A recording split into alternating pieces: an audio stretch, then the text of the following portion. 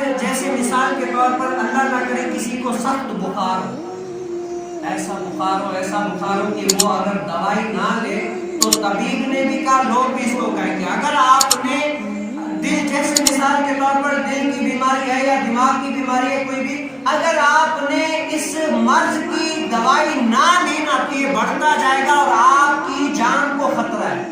کیا ہے؟ آپ کی جان کو خطرہ ہے۔ اگر آپ نے اس مرض کی دوائی نہ لی تو آپ کی جان بھی جا سکتی ہے اور آپ کو بہت خطرہ ہے۔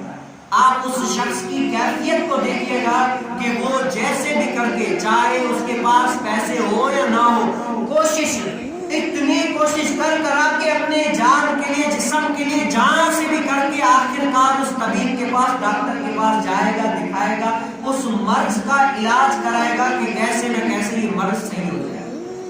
اور صوفیہ کرام فرماتے ہیں کہ گناہ ایک مرض ہے۔ کیا ہے؟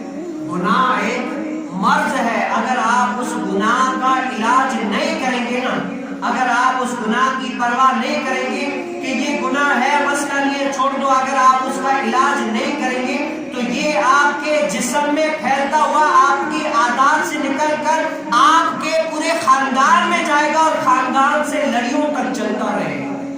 یہ ایک ایسا مرض ہے۔ آپ نے دیکھا ہے کہ جب کافر، اتنے سارے کافر کیوں رہے؟ اسی لیے ان کی ایک وجہ یہ کہ وہ اگر اپنے کفر پر ثابت رہے نا تو پچھلے جو آ رہے تھے سارے وہ بھی یہ کہہ رہے تھے کہ ہمارے باپ دادا ان پر ہے تو ہم ان دین سے کیوں ہٹیں؟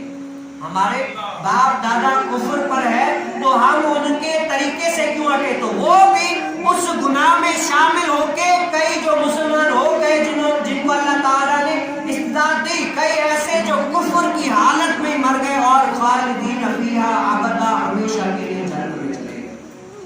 کیوں؟ انہوں نے اس گناہ مرض جو